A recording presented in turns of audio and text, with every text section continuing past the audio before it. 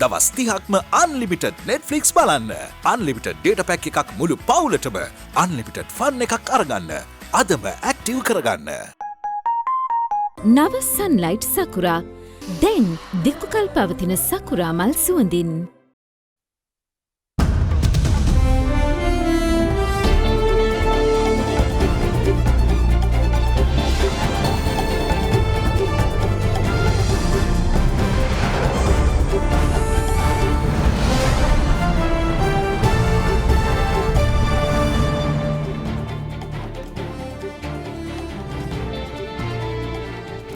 අයිබුවන් ඔබ එක්වන්නේ අද දෙරණ මධ්‍යහන ප්‍රධාන පුවත් විකාශයත් සමගින් ප්‍රථමයෙන් පුවත් සිරස්තල. 15 හැවිරිදි දරුවෙකුත් කොවිඩ් පිළිගනී. ඊයේ වැඩිම දෛනිකා සාධිතයන් කළුතරින්. කොවිඩ් එන්නත ශ්‍රී ලංකාවටත් එක්සත් ජාතීන්ගේ සංවිධානයෙන් සහතිකයක්. 2019 විශ්වවිද්‍යාලයේ සෙත් ස්කෝල ලකුණු අත්හිටුවන්නයි ඉල්ලා ගොනු කළ පෙත්සම් ශ්‍රේෂ්ඨාධිකරණය නිෂ්ප්‍රභ කරයි. ලන්ඩන් කොවිඩ් ආසාදිතයන්ගෙන් 60%කට නව කොවිඩ් වෛරසය. ඇල්කොහොල් අඩංගු හෑන්ඩ් සැනිටයිසර් භාවිත කරන්න. ලෙඩ රෝග ඇති කරන විෂ බීජවලට එරෙහිව සටන් කරන්න. හඳුන්වා දීමේ මිල රුපියල් 350යි.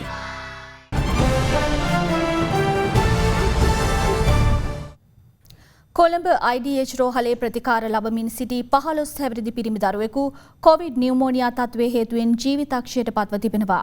මෙම මරණයත් සමග මෙරට සමස්ත කොවිඩ් ආසාදිත මරණ සංඛ්‍යාව 183ක් දක්වා ඉහළ ගියා. කොවිඩ් ආසාදිතින් 427 දෙනෙකු ඊයේ හඳුනාගත් අතර පළමු වරට වැඩිම කොවිඩ් ආසාදිතින් කළුතර දිස්ත්‍රික්කයෙන් වාර්තා වීම විශේෂත්වයක්.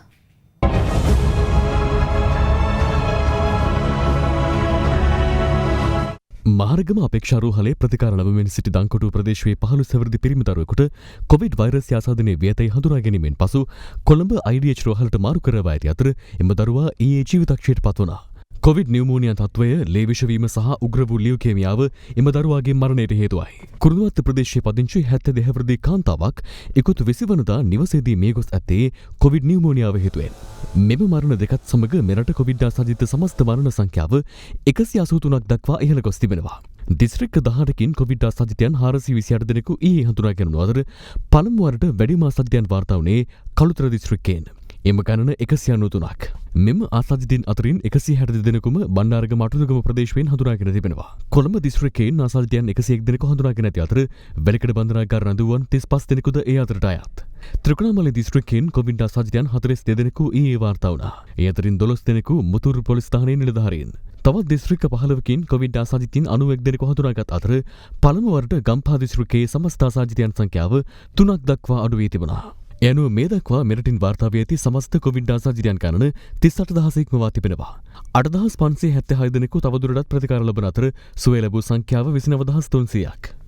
බස්නාහිර පළාතේ සිට අධිවේගී මාර්ග ඔස්සේ වෙනත් පළාත් වෙත ගමන් කරන පිරිස සඳහා අහඹු ශනික ප්‍රතිදේහජනක පරීක්ෂණ අද පස්වරු සිට ආරම්භ කරන බව යුද හමුදාපති ලොජතන් ජෙනරාල් ශවේන්ද්‍ර සිල්වා මහතා සඳහන් කළා. එමෙන්ම බස්නාහිර පළාත් සීමාවේ ස්ථාන 11කදී සිදු කරන ජංගම අහඹු පරීක්ෂණ හෙට සිට ආරම්භ කරන බවද යුද හමුදාපතිවරයා සඳහන් කළා. මුඛ ආවරණ නොපැළඳීම සහ සමාජ දුරස්ථ භාවය පවත්වා නොගැනීම සම්බන්ධයෙන් ගත වූ පැය 24 තුළ පුද්ගලයන් 30 දෙනෙකු අත්අඩංගුවටගෙන තිබෙනවා. සමස්තයක් හැටියට ඔක්තෝබර් 30 සිට මේ දක්වා කාලය තුළ 1705 දෙනෙක් මෙම වැරදි සම්බන්ධයෙන් අත්අඩංගුවටගෙන තිබෙනවා. ඒ වගේම ලංකාවේ විවිධ ප්‍රදේශවල හුදෙකලා කරපු පොලිස් වසම්, ග්‍රාම සේවක වසම්, වීදි සහ මහල් නිවාස තිබෙනවා. ඒ හුදෙකලා කරපු ප්‍රදේශවල සිටින කිසිවෙකුට එම ප්‍රදේශවලින් පිටතට යාමට හැකියාවක් ලැබෙන්නේ නැහැ. ඒ වගේම එම ස්ථානවලට පිටස්තර පුද්ගලයින්ට පැමිණීමට හැකියාවක් ලැබෙන්නේ නැහැ. මේ අතර මෙරටට COVID-19 එනත සැපයීම සහ පරිපාලනයට සහාය ලබා දෙන බව එක්සත් ජාතීන්ගේ සංවිධානයේ නියෝජිතයන් පවසා තිබෙනවා.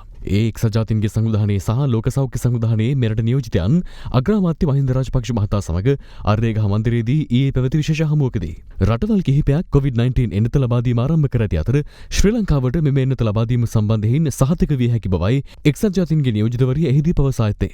විශාල ප්‍රමාණයක් එන්නත් ලබා ගැනීමේදී ඒවා ලැබුණු වහාම එන්නත් කිරීම සහ අදාළ කටයුත්ත පරිපාලනය කිරීමට මෙරට ප්‍රවේශය සම්බන්ධයෙන් එක්සත් ජාතීන්ගේ නියෝජිතයන් සහ රාජ්‍ය නියෝජිතයන් මෙහිදී එකඟතාවයකට පැමිණි බවයි අග්‍රාමාත්‍ය මාධ්‍යකගේ නිවේදනය කළේ.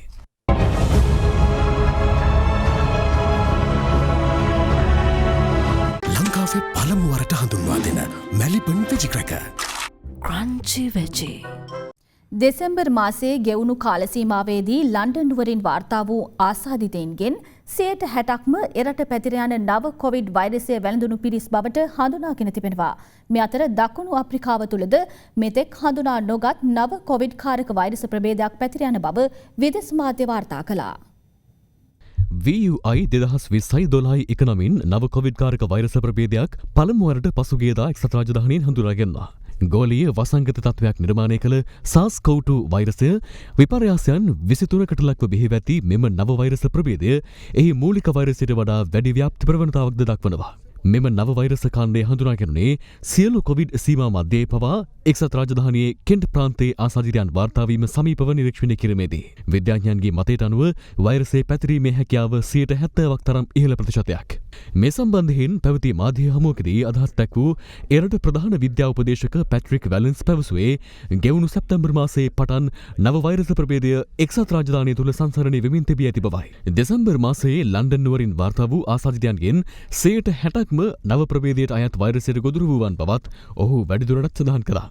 එක්සත් රාජධානී තත්වයට සමගාමීව දකුණු අප්‍රිකාවේද නව ජානකීයතයක් සහිත කොවිඩ් කාරක වෛරස ප්‍රභේදයක් පැතිරෙන බවට අනාවරණ වී තිබෙනවා. රටේ ප්‍රාන්ත කිහිපයක පැතිරෙන මෙම නව ප්‍රභේදය VUI 2020 එක ප්‍රභේදයට වඩාත් සමාන නමුත් වෙනස් ලක්ෂණ සහිතයි. එමෙන්ම මෙම කාණ්ඩය ඉතා පහසුවෙන් තරුණ ප්‍රජාව අතර පැතිරෙන බවත් වාර්තා වනවා. කොරෝනා වෛරස නව ප්‍රභේදයක් පැතිර යාමේ අවධානම සලකා වසා දැමූ එංගලන්තය සමග පවතින දේශ සීමා යලි විවෘත කිරීමට ප්‍රංශය එකඟතාව පළ කර තිබෙනවා. මේ අතර මෙතෙක් කිසිදු කොවිඩ් රෝගියෙක් වාර්තා නොවූ ලොව එකම කලාපය වන ඇන්ටාර්ක්ටිකාවෙන් පළමු වරට කොවිඩ් ආසාදිතයින් වාර්තා වුණා. කොවිඩ් කාරක වෛරසයේ නව ප්‍රභේදයක් හඳුනා ගැනීමත් සමග එංගලන්තය සමග පවතින දේශ සීමා වසා දැමීමට ප්‍රංශය පියවර ගත්තා. ඒ අර්ථයේ එක්සත් රාජධානී සමග පැවති සියලු ප්‍රවාහන මාධ්‍ය වසා දැමීමට කටයුතු කෙරුණේ වෛරසය කලාපයට ඇතුළු වීම පාලනය සඳහායි. මානුෂීය හේතු සලකා මෙසේ දැඩි සීමාවලට යටත් කොට දේශ සීමා යලි විවෘත කිරීමට ප්‍රංශය එකඟ වී තිබුණා. එනු කොවිඩ් පරීක්ෂාවකට ලක්ව රෝගිය නොමැති බවට තහවුරු වන අයෙකුට දේශ සීමා ඔස්සේ එංගලන්තය සිට ප්‍රංශයට ඇතුළු වීමට අවස්ථාව හිමි වනු ඇති. ගත වූ දිනේදීත් වැඩිම ආසාදිතයන් වාර්තා වුණේ ඇමරිකාවෙන්. ඊයේ දිනේදී එරටින් කොවිඩ් රෝගීන් 1,86,304ක් හඳුනාගැනුණු අතර වාර්තා වූ මරණ ගණන 3,026ක්. මේ අතර ෆයිසර් ඉන්නත්කරණ ඉදිරිමත් කිරීම සඳහා තමන්ද එන්නත ලබා ගැනීමට ඇමරිකාවේ වසංගත රෝගාංශ ප්‍රධානී ඇන්තනි ෆෝචි කටයුතු කළා. මේ අතර මෙතෙක් කිසිදු කොවිඩ් රෝගීක වාර්තා වී නොතිබුණු ඇන්ටාර්ක්ටිකා මහද්වීපයෙන්ද ආසාදිතින් හමු ඇතැයි විදේශ මාධ්‍ය වාර්තා කර තිබෙනවා. පුවත අනාවරණ කරමින් චිලිහි හමුදාව පවසන්නේ ඇන්ටාර්ක්ටිකාවේ බර්නාඩෝහි හිගින්ස් පර්යේෂණ මධ්‍යස්ථානයෙන් ආසාදිතයන් 36 දෙනෙකු හමු ඇති බවයි. එම පිරිසෙන් 26 දෙනෙකු හමුදාංශ සමාජිකයන් වන අතර ඉන් 10 දෙනෙකු නඩත්තු සේවකයන්. ගෝලීය කොවිඩ් ආසාදිතයන් ගණන 7,83 ලක්ෂ ඉක්මවා ගොස් ඇති අතර වාර්තා වන මරණ ගණන 17,24,000කට අධිකයි. ඩෙන්මාර්කයේ කොවිඩ් ආසාදිත මුගටියන් මිලියන 15ක් භූමිදානය කර නැවත ඒවා ගොඩගෙන ආදාහනය කිරීමට පියවර ගැනීමෙන් මෙරටට පාඩමක් උගත හැකි බව කොවිඩ්-19 ආසාදිත දේහයන් කළමනාකරණය කිරීම පිළිබඳව සොයා බලන ඇගයුම් කමිටුවේ සමාජිකා මහාචාර්ය මෙතිකා විතානගේ මහත්මිය පවසනවා. මේ අතර අදත් බොරැල්ල සුසාන භූමිය ඉදිරිපිටදී විරෝධතාවයක් පැවැත්වුණේ කොවිඩ් ආසාදිත දේහයන් ආදාහනයට විරෝධය පළ කරමින්. බලහත්කාරයෙන් ආදාහනය නවත්වන යන මෙයින් සමග ජන බලවේගයේ මන්ත්‍රීවරුන් ඇතුළු පාක්ෂිකයින් පිරිසක් අද පෙරවරුවේ බොරැල්ල කනත් ඉදිරිපිට විරෝධතාවයක නිරත වුණා. අද මේ රටේ කොවිඩ්-19 මරණයට පත්වෙන අය අපරාධකාරයෝ හැටියට තමයි මේ ආණ්ඩුව සලකලා තියෙන්නේ. ඔවුන්ගේ ආගමික සංස්කෘතික විශ්වාසයන්ට කිසිම ඉඩක් නොදී ආණ්ඩුව ඒ මරණ සිද්ධ වුණාම පිළිගන්න බැරි විදියකට ඥාතීන්ට එහෙම නැත්නම් නෑදෑ හිතවතුන්ට ඔවුන්ගේ අයිතිකරුවන්ට ඒ කිසිදු කෙනෙක්ට ඒ මරණ නොපන්වා බලහත්කාරයෙන් අරගෙන ගිහිලා ආදාහනය කරන ක්‍රියාපිළිවෙතක් තමයි අද මේ ආණ්ඩුව ක්‍රියා කරගෙන යන්නේ. මේ අතර ගාල්ල බෙලිගහ ප්‍රදේශයේ ඉදිකරමින් පවතින අධිකරණ සංකීර්ණය අද පෙරවරුවේ නිරීක්ෂණයට පැමිණි අවස්ථාවේදී කොවිඩ් ආසාදිත මලසිරුඩු සම්බන්ධයෙන් ගන්නා ඉදිරි පියවර පිළිබඳ අධිකරණ අමාත්‍යවරයාගෙන් මාධ්‍යවේදීන් විමසා සිටියා. මම හිතනවා අපි මේක ලැජ්ජ වෙන්න දෙයක් නෙවෙයි. මේකට වෙනස් මතභේද තියෙනකොට ඒක සාකච්ඡා කරලා ඒ පිළිබඳව අධ්‍යයනය කරලා වෛද්‍ය මත අරගෙන විශේෂඥ මත අරගෙන මේක විසඳ ගන්නට ඕන. ඒක නරක දෙයක් නෙවෙයි. ඒ හින්දා ඒ සම්බන්ධයෙන් යන සාකච්ඡා පිළිබඳව මම ඉන්නේ පොසිටිව් තැනක. ඒක හොඳයි සාකච්ඡා කරන එක. සාකච්ඡා නොකරා නම් තමයි ප්‍රශ්නේ. ඒ හින්දා සාකච්ඡා කරලා අපි විසඳ ගන්න බලාපොරොත්තු වෙනවා. ඒ වෙනුවෙන් තමයි අපි මේ මතවාද ඉදිරිපත් කරන්නේ. ඒකෙන් අදහස් කරන්නේ අපේ ජනතාව එකතු කරන්න. නැත්තම් තල්ලු කරලා වෙනස් කරලා හිදස වැඩි කරන්න නෙවෙයි. අපි බලාපොරොත්තු වෙන්නේ මේක එකතු කරගෙන මේක කරන්න පුළුවන්ද කියලා. මම ඉතා ගෞරවයෙන් ඉල්ලා සිටින්නේ මාධ්‍යෙන් මේක දිහා නිදහස් මනසකින් බලලා මේක විසඳ ගන්න අපිට උදව් කරන්න. කොවිඩ් මරණ රඳවා තීන්දුවක් නොගෙන රඳවා තබා ගැනීම නිසා රෝහල් මృత ශරීරාගාරවල ඒ සඳහා පවතින ඉඩ පහසුකම් පිළිබඳ ගැටලුවක් තියෙනවා. විශේෂයෙන් කරාපිටියට දැන් පසුගිය දවස්වල එවැනි කතාබහක් නිර්මාණය වුණා. දැන් මේකට විසඳුම මිහිදන් කරනවාද ඉතින් නවන්නේද යන්න ඒක මම හිතන්නේ සෞඛ්‍ය අමාත්‍යාංශය පිළිබඳව කටයුතු කරමින් ඉන්නවා. මම හිතන ආකාරයට එහෙම ප්‍රශ්න ගැටලුවක් වෙන අවස්ථාවේදී ඒගොල්ලෝ ආදාහනය කරයි. ඒ පිළිබඳව ගැටලුවක් නැහැ. අපි බලන්නේ පූර්ණ කාලීන විසඳුමක් දෙන්න. රටේ සෞඛ්‍ය ඉතාමත්ම වැදගත්. ඒ සෞඛ්‍ය කියලා කියන්නේ මිනිසුන්ගේ මානසික සෞඛ්‍යයත් එක්ක. ඉන්න සියලු දෙනා මේකට එකතු කරගන්න ඕනේ. නැතුව මේ සෞඛ්‍ය කියන්නේ එක පැත්තක් විතරක් නෙවෙයි. රටේ ඉන්න සියලුම ජනතාව මානසිකවත් සුවපත් වෙන්න ඕනේ. ඒ හින්දා ඒ සියල්ල බලලා තමයි රජයක් හැටියට අපි කටයුතු කරන්නේ. කෙසේ වෙතත් COVID-19 ආසාදිත දේහයන් කළමනාකරණය කිරීම පිළිබඳ සොයාබලන ඇගයුම් කමිටුවේ සමාජිකා මහාචාර්ය මෙත්තිකා විතානගේ මහත්මියද අද මේ සම්බන්ධයෙන් අදහස් පළ කළා. දැනට මාසයකට විතර කලින් ඩෙන්මාර්කයේ මුගටින් හරහා ඒ මුගටින් වාහකයන් විදිහට ක්‍රියා කිරීමට ලක්වීමත් සමගම COVID-19 වෛරසය මේ මුගටින් මිලියන 15ක් මරා දමනු ලැබුණා. මිනිසුන්ට මේ වෛරසය යන එක නතර කරන්න. එතකොට ඒ මුගටින් මිලියන 15 ඒගොල්ලෝ භූමදානය කරා. නමුත් ඩෙන්මාර්කයේ භූවිද්‍යා සමීක්ෂණ ආයතනය සහ ඩෙන්මාර්කයේ තාක්ෂණික විශ්වවිද්‍යාලය මේ දෙගොල්ලෝ එකතු වෙලා පර්යේෂණයක් සිදු කළා මේ මුගටින් භූමදානයෙන් සිදුවන හානිය පිළිබඳව. ඒකදී ඒගොල්ලන්ට අවබෝධ වුණා භූගත ජලයට නොයෙකුත් අපද්‍රව්‍ය සහ වෛරසය එළියට නිකුත් වෙන නිසා ඒගොල්ලෝ වහාම භූමදානය කරනු ලැබූ වෛරස් සහිත මුගටින් මිලියන 15ම ආපහු ගොඩ අරගෙන ආදාහනයට ලක් කරා. ඒක ලොකු උදාහරණයක්. ලංකාවට අපි මේ විකාර රූපී ස්වරූපයකින් දඟලනවනේ දැන් දේහ ආදාහනයද භූමදානයද කියලා. මේ අවස්ථාව ඒකට හොඳ උදාහරණයක් තමයි ඩෙන්මාර්කෙන් සපයන්නේ. මෙම වෛරසය සමග අපිට සෙල්ලම් කරන්න අමාරුයි. එංගලන්ත සිද්ධිය සමග සලකා බලද්දී අධික ප්‍රවණතාවයකින් මේ වෛරසය ව්‍යාප්ත වෙලා යන අවස්ථාවක අපි මේ කතා කරන්නේ. මේ වෙලාවේ අපි හැම වෙලාවෙම අවස්ථාව ලබා ගන්න ඕනේ ජීවත්ව සිටින පුද්ගලයන්ගේ සෞඛ්‍ය ආරක්ෂිත බව තහවුරු කිරීම සඳහා.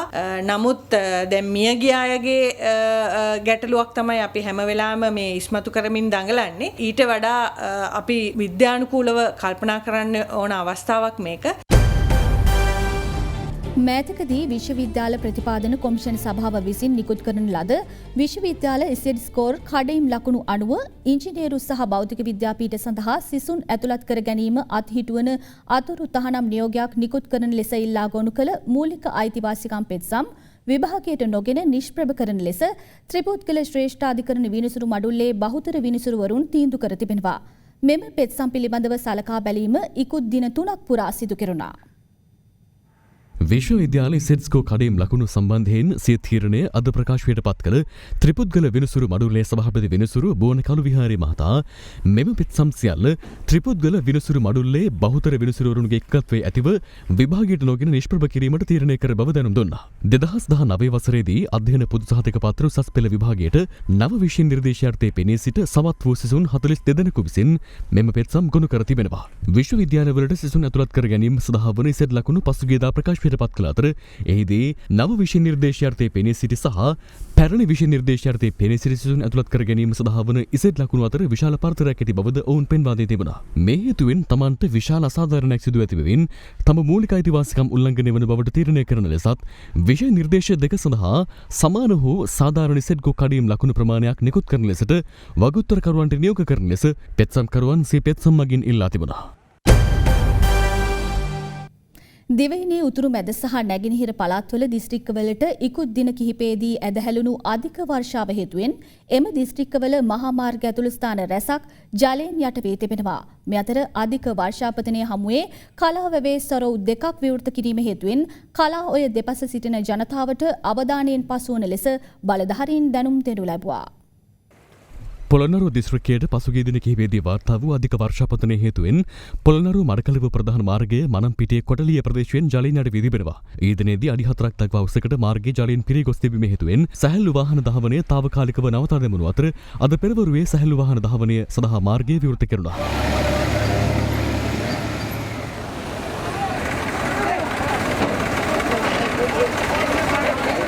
එමෙන්ම පවතින අධික වර්ෂාපතනය හේතුවෙන් පරාක්‍රම සමුද්‍රයේ වාන් මට්ටමට පැමිණ ඇති අයුරුයි මේ. මෙතර පසුගිය දින කිහිපේ පුරා අනුරාධපුර දිස්ත්‍රික්කයට දැහැරුණු අධික වර්ෂාව හේතුවෙන් රාජාංගනේ ජලාශයේ වාන් දොරටු 31කින් 6ක් අඩි 2 බැගින් විවෘත කර තිබෙනවා. මේ හේතුවෙන් තප්පරයට ගණන් අඩි 3690ක වේගයෙන් කලාවිර ජලය මුදාහැරමින් පවතින බවයි අප වාර්තාකරු පැවසුවේ. අනුරාධපුර දිස්ත්‍රික්කයට බලපෑ අධික වර්ෂාව හේතුවෙන් කලාවවේ ස්වරූප දෙකක් ඊයේ රාත්‍රියේ විවෘත කරනු අතර තත්පරයට ගණන් අඩි 3800ක වේගයකින් කලාවේට ජලය මුදාහැරමින් පවතිනවා. මේ හේතුවෙන් කලාවේ දෙපස ජනතාවට අවදියෙන් පසුවන ලෙස මහවැලි සංවර්ධන අධිකාරිය දැනුම් දී තිබෙනවා. මෙතර මරකලපුව දිස්ත්‍රික්කයෙන්ද ඉකුත් දින කිහිපයේදී අධික වර්ෂාපතනයක් වාර්තා වූ අතර ඒ හේතුවෙන් දිස්ත්‍රික්කයේ ප්‍රාදේශීය ලේකම් කොට්ටාශ 14ම ජලයෙන් යටි වී තිබෙනවා.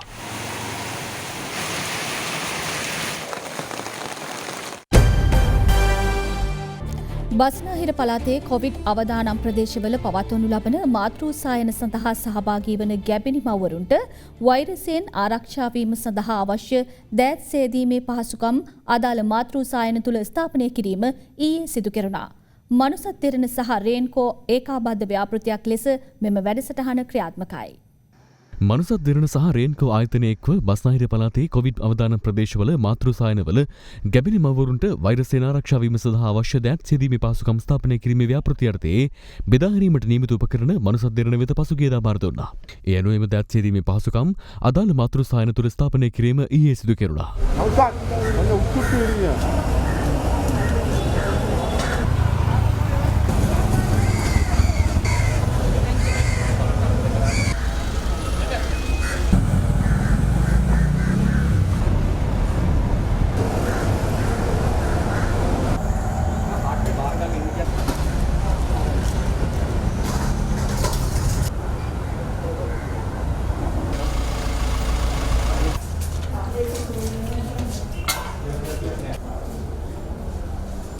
මනුසත් දෙරණ ආයතනයට සහ රේන්කෝ ආයතනයට බෙහෙම ස්තුතිවන්ත වෙනවා. පවතින කොවිඩ් වසංගත තත්ත්වයේ පාලනය කිරීමට මහත් රුකුලක් මෙයින් ලැබෙනවා කියලා මම හිතනවා.